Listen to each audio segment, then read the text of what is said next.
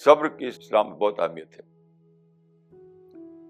یہ شروع میں جو سورت اتری اللہ تعالیٰ کی طرف سے رسول اللہ پر، سورہ المدثر، اس میں دیکھیے اس میں یہ تھا یا ایھا المدثر قم فانذر، اس طرح سے حکم دیتی ہے. آخر میں فرمایا کہ وَلِرَبِّكَ فَاصْبِرْ، اپنے رب کے لیے صبر کرو.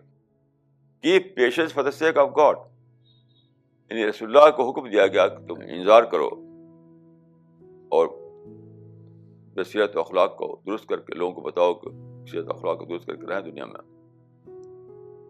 اور آخر میں فرمایا کہ وَلِرَبِّكَ فَاصْبِرْ، keep patience for the sake of God, یعنی تمہارے آس پاس جو کاٹدار جھاڑیاں ہیں، تمہارے آس پاس جو وہ لوگ ہیں جو پرووک کر رہے ہیں تم کو، تمہارے آس پاس وہ لوگ جو ہیں جو تمہارے خلاف باتیں کر رہے ہیں، ان سب کو نظر انداز کرو، صبر کرو، ان کے خلاف کوئی اقدام مت کرو.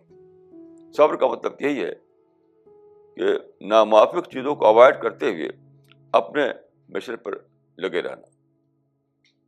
یہ سارا قرآن بھرا ہوا ہے اس سے. یہاں تک کہ قرآن بھی میں دیکھیے ایک آیت ایسی ہے صبر کے بارے میں جو کسی بھی دوسرے عمل کے بارے میں نہیں.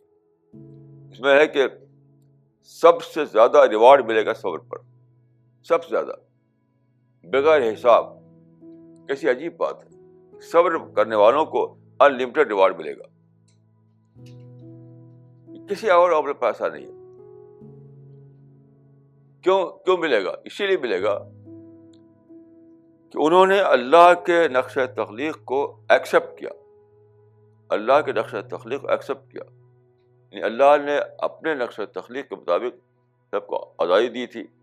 آزادی کی بنا پر وہ طرح طرح کی حرکتیں کرتے تھے جو ہمیں پسند نہ ہوں، تب بھی ہم اس پر ریئیکٹ نہیں کیا، ہم نے اس کو برداشت کیا اور اللہ کے نقش تخلیق پر راضی ہوئی. اس لیے ملے گا یہ. تو کتنی بڑی بشارت ہے اس پر کہ اگر آپ اللہ کے نقش تخلیق پر راضی ہو جائیں تو آپ کو بلا حساب اجر ملے گا. انما یوفی الصابرون اجرہم بغیر حساب، انما یوفی الصابرون اجرہم بغیر حساب. یہ چیز بہت بڑی ہے اللہ تعالیٰ کے نزدیک کہ آپ اللہ کے نقش تخلیق پر راضی ہوں.